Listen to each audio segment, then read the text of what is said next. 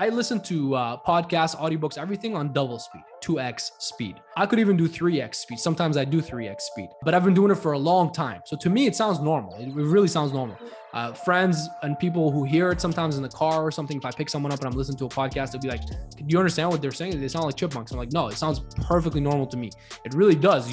It's weird. Your brain adjusts, your hearing adjusts. It's very interesting, actually. If I listen to audiobooks or podcasts on normal speed, 1x speed, I literally can't do it. It sounds like it's just completely slow motion. It sounds like it's been artificially slowed down. I can't even handle it. It's super weird to me because I'm so adjusted to listening to things very fast, right? But here's the thing. I'm listening to things 2x, 3x speed. That means I go through books and podcasts like this. I probably go through 9 to 10 podcasts every 2 days. Something like that, right? Like a lot, right? So I'm listening to a lot of stuff. So first of all, how do I manage that? Well, first things first, I pick and choose my sources. If you notice, you can go check my social media accounts. I don't follow anybody. I don't follow any entrepreneurs, any of these big names or whatever. I'm not looking for information on social media because I'm not there. I'm not there scrolling and consuming, right? So I pick and choose my sources. Books, I consciously choose and buy books that I want to read or I want to listen to on audio. So that's a very handpicked source of information. And then literally 3 podcasts, 3 with the potential of 4, but really about 3 podcasts that I listen to. That's it. I don't listen to all these other podcasts from these other entrepreneurs and so on and so on. I'm not mixing the message. I'm not confusing myself. So first of all, I listen to the only individuals, very few, I can count them on one hand, that I would want to be like. I genuinely would want to be like them. I aspire to be like them. So I listen to them. Everybody else, if I don't want to be like them, if I don't want their lifestyle, if I don't want to have their discipline or their habits, why the hell would I listen to them? How is that going to help me?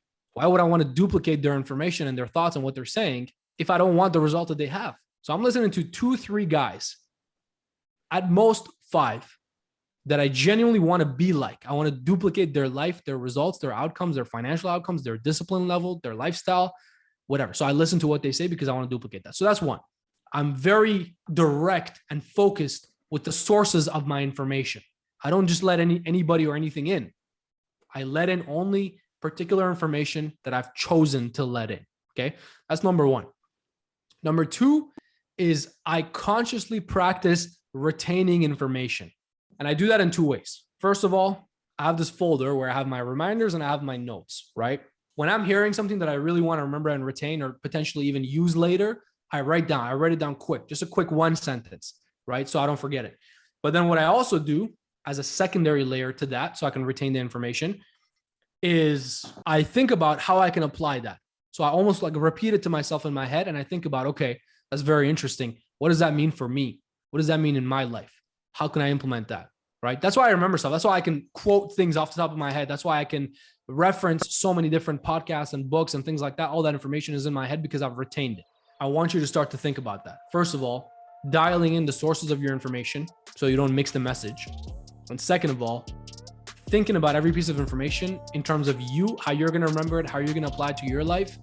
And above that, if you want to just create a note on your phone, because you always have your phone with you, so it's an easy way to keep track of things, and just write down ideas, thoughts, little 1 sentences that you want to remember.